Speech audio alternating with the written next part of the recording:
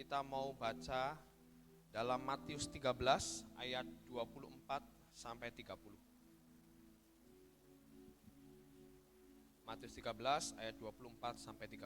Ya. Kita mau baca bergantian ya, saya yang ayat genap, saudara ayat ganjil. Yesus membentangkan suatu perumpamaan lagi kepada mereka. Katanya, hal kerajaan itu seumpama orang yang menaburkan benih yang baik di ladangnya.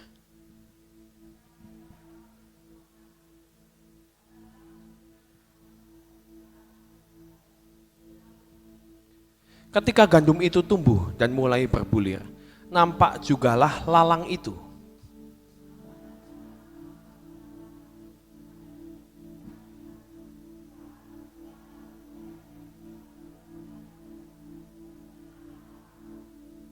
Jawab tuan itu, seorang musuh yang melakukannya. Lalu berkatalah hamba-hamba itu kepadanya, jadi maukah tuan supaya kami pergi mencabut lalang itu?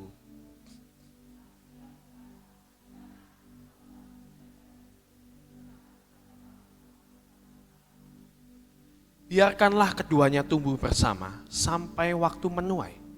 Pada waktu itu aku akan berkata kepada para penuai, kumpulkanlah dahulu lalang itu, dan ikatlah berberkas-berkas untuk dibakar. Kemudian kumpulkanlah gandum itu ke dalam lumbungku. Saudara, saudara bisa nggak membedakan gandum dan lalang? Saat masih istilahnya gandumnya masih pendek-pendek, kelihatan nggak, bisa membedakan nggak antara gandum dan lalang? Nggak bisa, saudara. Kelihatannya sangat mirip. Dan sebenarnya yang ditaburkan, di sini dikatakan yang ditabur itu sebenarnya benih apa sih? Benih gandum, benih yang baik. Semua petani pasti akan menanam gandum. Nggak perlu yang namanya lalang itu ditanam, betul saudara? Tapi ketika seorang petani menanam akan gandum, benih yang terbaik ditanam. Tapi nggak tahu kenapa, mau nggak mau, itu selalu ada lalang yang hidup berdampingan dengan gandum, betul? Saya di kebun rumah saya belakang ini, saya ini nggak pernah menanam lalang, saudara. Saya selalu menanam tanaman-tanaman yang bagus gitu.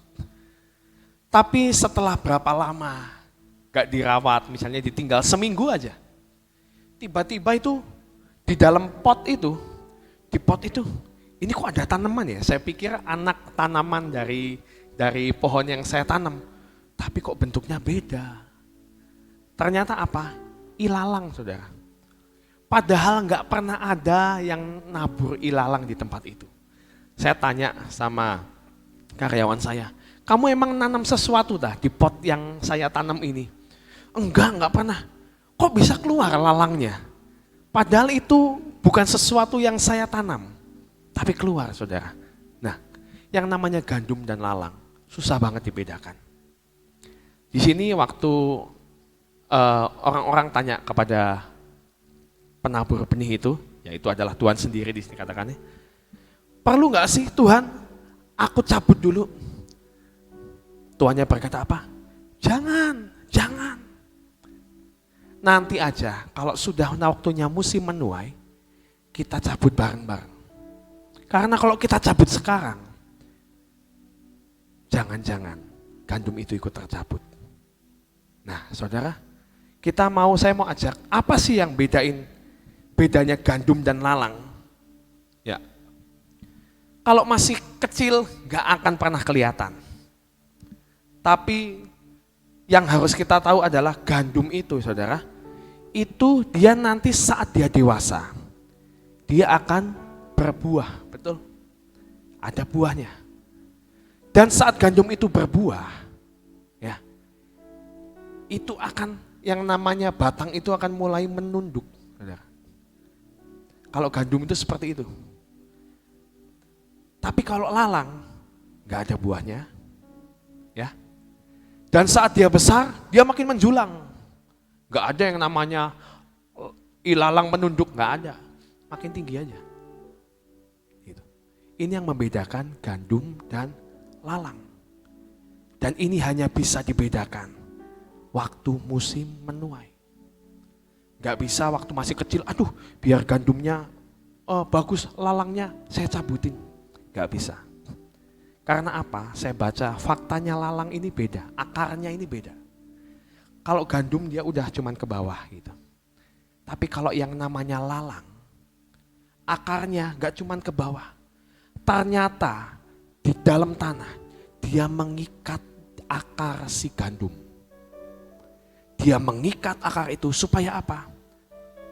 Jahat saudara lalang itu. Kalau aku dicabut, gandummu kecabut juga. Ini yang namanya tanaman lalang saudara. Dia bisa mempunyai fakta yang seperti itu. Akarnya ke bawah, gak cuman ke bawah. Dia gak cuman pengen, saya harus bertumbuh dengan baik, itu enggak. Masih ngurusin orang lain saudara. Dia masih seneng, kok gandumnya kok mau tumbuh, bisa tumbuh dengan baik ya.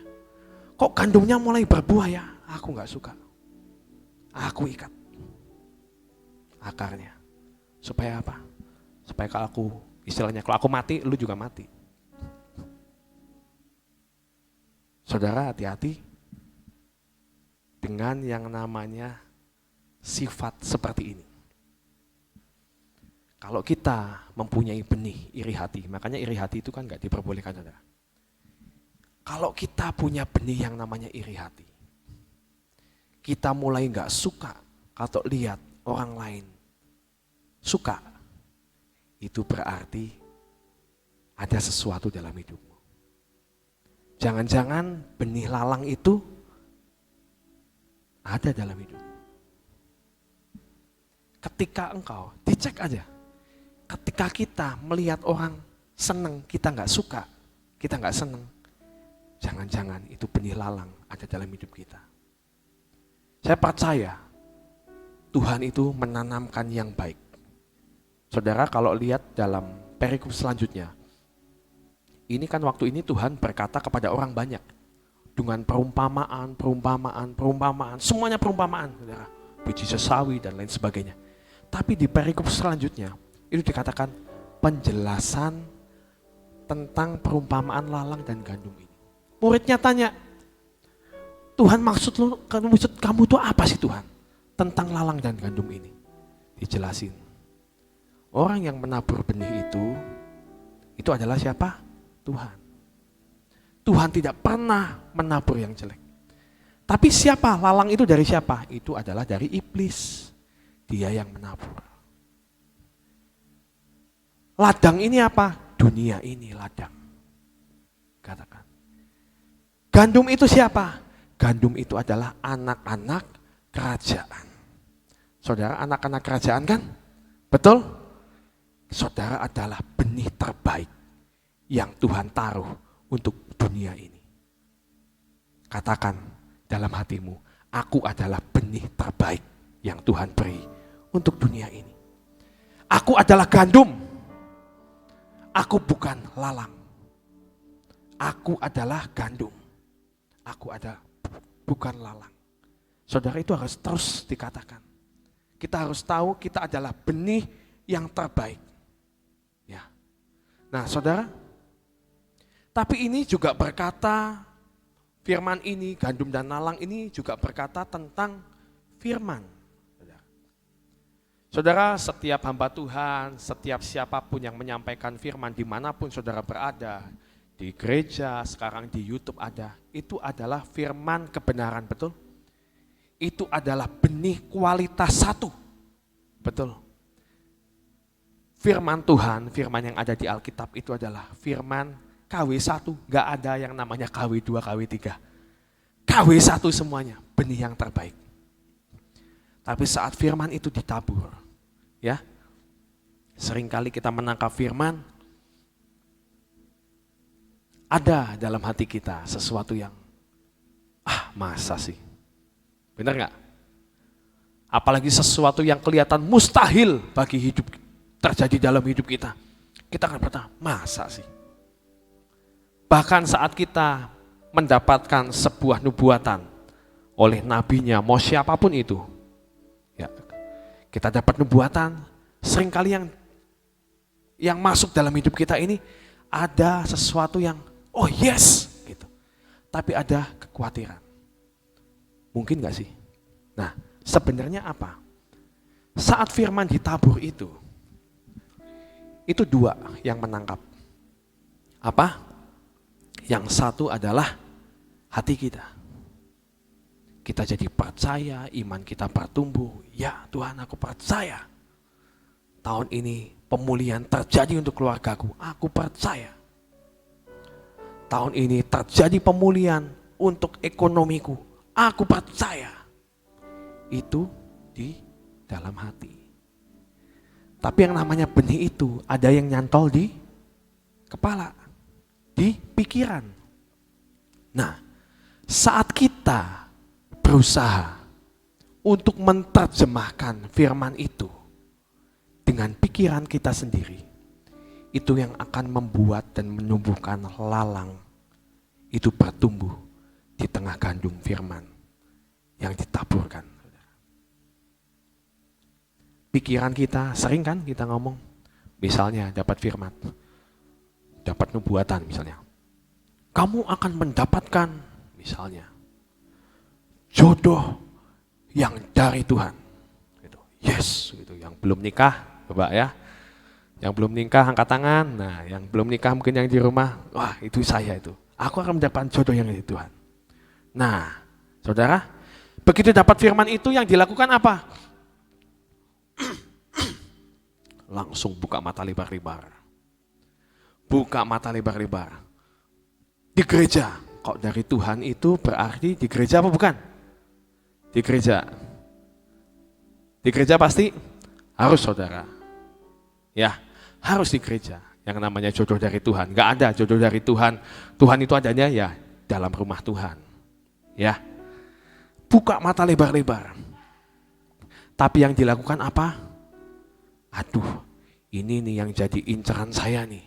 Waktu saya kemarin ke gereja ya, ada perempuan yang cantik. Itu duduknya di sini, ada A, si B, si C, si D, si E. Nah, yang ini nih Tuhan. Yang aku mau tuh yang ini Tuhan. Jadi yang mana Tuhan? Seringkali kalau kita pakai pikiran, setelah dapat firman, diterjemahkan sendiri. A, B, C, D, E, Tuhan aku sodorkan. Jodohku yang mana Tuhan? Jawab Tuhan, gak ada nak. Jodohmu bukan A, B, C, bukan dari A, B, C, D, E. Jodohmu ini yang set ini loh. Set ini jodoh kamu. Nah saudara, saat kita menerima sebuah firman atau sebuah pernyataan, hati-hati. Memang gak bisa dipungkiri. Namanya manusia, ya.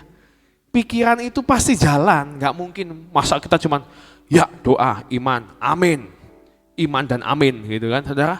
Dan kita nggak bekerja kan nggak ada. Kita harus berdoa, kita juga harus bekerja, melakukan. Tapi jangan sampai kita ini mendahului Tuhan. Seringkali apa kegagalan? Karena kita gagal saat kita merenungkan dan menantikan firman ini digenapi atau berbuah. Saudara, kita mau belajar dari Abraham, saudara. Saat Abraham memperoleh janji Tuhan, bahwa kamu akan memperoleh keturunan. Ya. Nah, dari saat Abraham dan Sarai menerima akan janji ini, apakah langsung Sarai mengandung? Enggak, saudara. Abraham dapat 6 kali pernyataan firman, aku akan memberkati keturunanmu. Saat engkau melihat bintang di langit, engkau akan melihat itu keturunanmu seperti itu. Macam-macam, 6 kali loh saudara. Ada 6 firman yang berkata, saya nggak catat semuanya, tapi ada 6 firman yang berkata kamu itu dengan keturunanmu, bukan ini keturunanmu, nanti ada keturunanmu. Keturunan ini. Nah itu tuh nggak dapat sampai dapat istilahnya 6 firman peneguhan. Itu belum dapat firman, belum dapat anak juga saudara, belum dapat keturunan juga. Nah ini seringkali yang menjadi kegagalan. Gandum itu nggak bisa bertumbuh dengan istilahnya tidak ada ilalang. Karena apa? Kita gagal dalam menanti. Saat menanti itu, Sarai melihat, aduh udah gak mungkin lah aku punya anak. Saya sudah mati pucuk, gak bisa. Saya gak bisa lah, gak mungkin dari saya. Memang ada janji buat keluarga kita, ada keturunan, tapi pasti bukan lewat saya. Itu pemikiran Sarai. Udahlah, ambil hambaku, hampiri hambaku, Abraham. Kamu akan mendapatkan keturunan. Akhirnya dapat keturunan gak? Dapat, saudara. Tapi apakah itu dari Tuhan? Bukan. Tuhan tetap menggenapi firman-Nya enggak? Iya. Dan berkata, bukan dari dia keturunanmu. Aku akan memberikan keturunan yang dari Tuhan istilahnya. Dan lahirnya lah Ishak. Makanya dikatakan saudara, kita mau sama-sama baca. Ishak itu adalah anak perjanjian. Kalau Ismail itu adalah anak daging. Bentar, saya mau baca dalam Galatia 4 ayat 22 dan 23.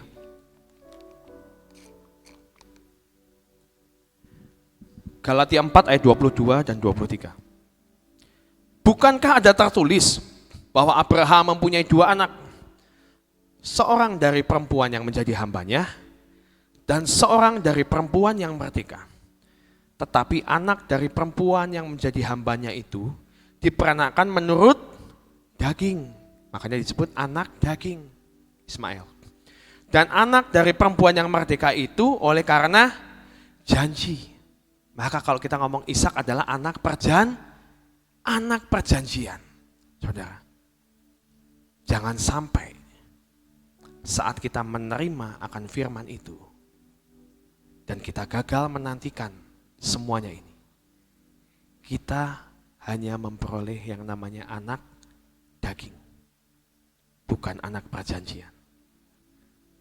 Memang saudara, di lagu terakhir tadi kita menyanyikan lagu Dengan Sayapmu Ku Akan Terbang Tinggi. Karena apa saudara? Seringkali kita itu capek. Jadi dalam menantikan janji Tuhan, penggenapan janji Tuhan itu seringkali kita menjadi capek, menjadi lemah, menjadi lesu. Dan akhirnya kita mengambil shortcut. Capek lah. Gak datang-datang ini, udahlah. Seperti Sarai aja. Abraham, hampiri hambaku. Udah, pasti dapat anak. Hampiri dia. Shortcut saudara. Tapi itu bukan dari Tuhan. Itu adalah anak daging. Yang Tuhan mau dalam hidup setiap kita. Ada anak-anak perjanjian. Buah-buah perjanjian. Yang keluar dari hidup kita. Amin saudara. Ya. Terakhir. Kita adalah benih yang baik. Ingat saudara. Kita ini adalah gandum. Ya.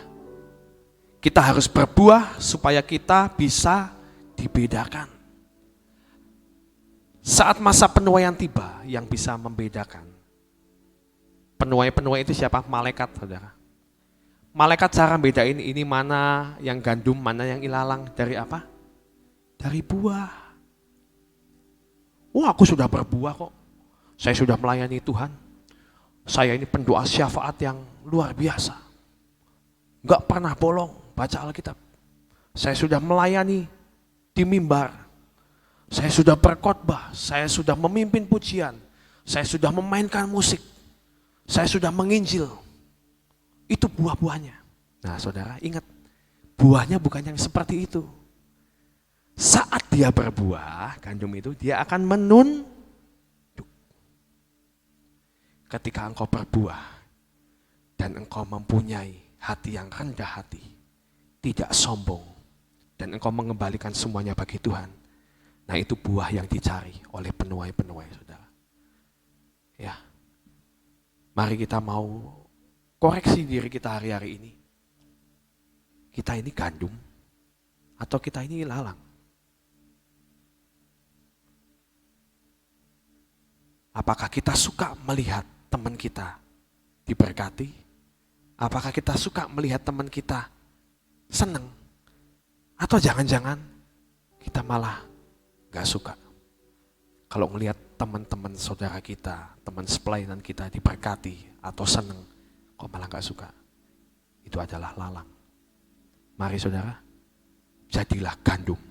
Karena engkau adalah benih yang terbaik yang pernah Tuhan tabur di dunia ini. Apa yang sudah diawali dengan roh, jangan diakhiri dengan kedagingan.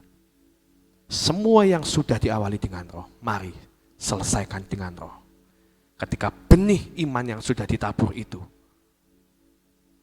ditabur dalam iman roh, mari kita akan melihat buahnya anak perjanjian, bukan anak daging. Amin. Tuhan memberkati. Saudara, terakhir tadi Freddy mengatakan apa yang dimulai di dalam roh jangan diakhiri dengan daging. Ya. Nah, untuk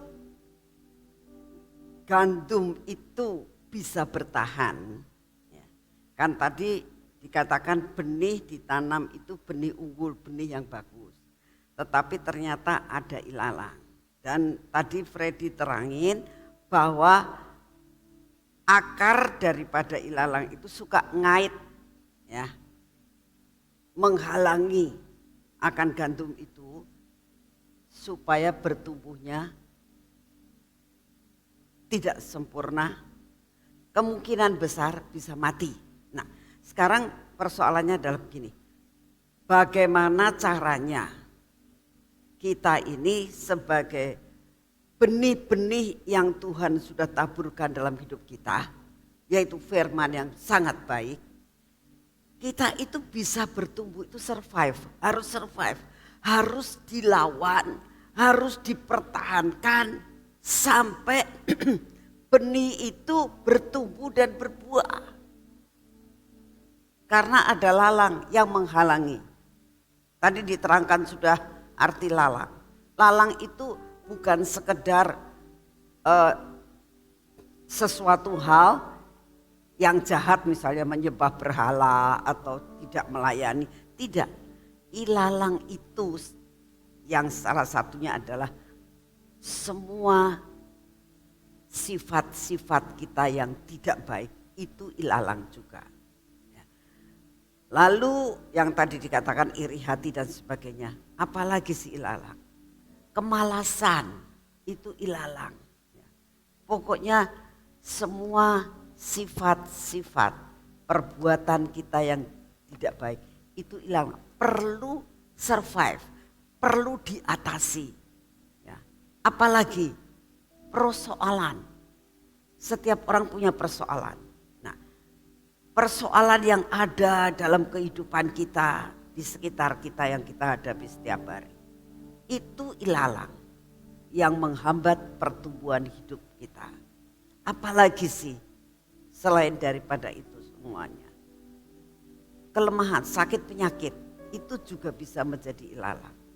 Jadi apa? Harus survive, bisa mengatasi. Karena firman Tuhan katakan hanya pencobaan-pencobaan yang biasa. Nah, kadang-kadang begini saudara, kita di dalam kehidupan kita ya, itu tuh sering Tuhan cabut bes ya, udah dicabut. Kenapa ya?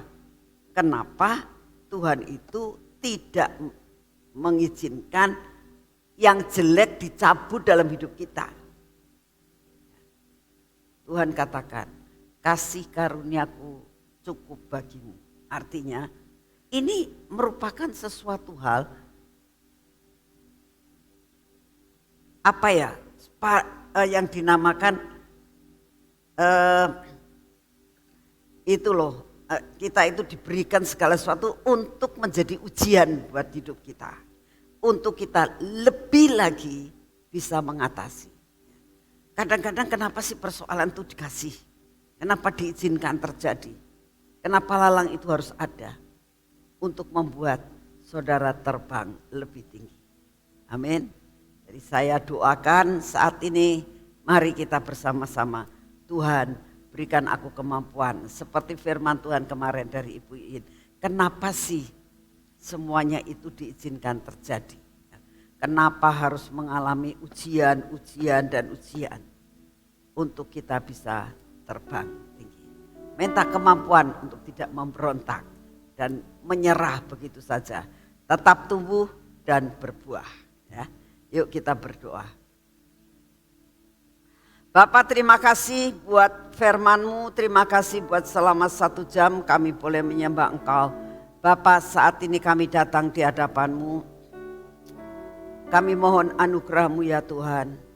Dengan keadaan situasi yang saat ini, biarlah pujian dan penyembahan yang ada kami adakan setiap pagi ini mengisi cawan pujian dan penyembahan kami untuk mengusir semua atmosfer yang tidak baik, semua lalang-lalang Tuhan yang senantiasa tumbuh di sekitar kami. Saat ini kami datang di hadapan-Mu ya Tuhan. Biarlah Engkau sendiri akan menyempurnakan pujian dan penyembahan kami. Engkau pakai Tuhan untuk mengisi cawan-cawan daripada pujian dan penyembahan kami setiap hari. Terima kasih untuk kasih setia-Mu. Bapa, saat ini kami datang di hadapan-Mu. Kami tetap berdoa buat bangsa dan negara kami Tuhan. Engkau sendiri akan memberi keamanan. Engkau sendiri akan melepaskan daripada pandemi. Kami minta di dalam nama-Mu Tuhan. Biarlah pemulihan demi pemulihan terjadi atas bangsa kami. Pemulihan dalam segala bidang terjadi Tuhan. Sehingga negara kami menjadi normal kembali. Kami minta di dalam nama-Mu, Engkau berikan hikmat, kebijaksanaan buat Bapak Presiden kami dan semua jajaran pemerintah untuk mengambil suatu langkah-langkah yang pas di hati-Mu. Berdaulatlah atas bangsa kami ya Tuhan. Terima kasih untuk semua dan semuanya ini. Hari ini Tuhan, kami mau menyerahkan semua dan semuanya ke dalam tangan-Mu. Segala puji, hormat dan syukur kami naikkan di hadapan-Mu ya Tuhan. Saat ini kita masuk dalam pengurapan.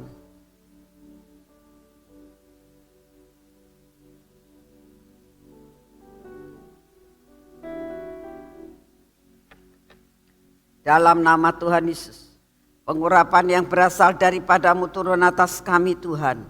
Sehingga kami ada pengurapan kuasa minyak yang daripada-Mu. Dari ujung rambut sampai ke telapak kaki kami. Tuhan, buat mata kami mata yang tertuju kepadamu. Telinga yang mau mendengar akan apa yang Engkau mau. Dan biarlah bibir mulut kami Tuhan dijagai untuk benar-benar berbicara pas di hati-Mu. Inilah hati kami Tuhan. Engkau sendiri yang akan memegang hati kami. Sehingga hati kami ini adalah hati yang mengenal akan Engkau.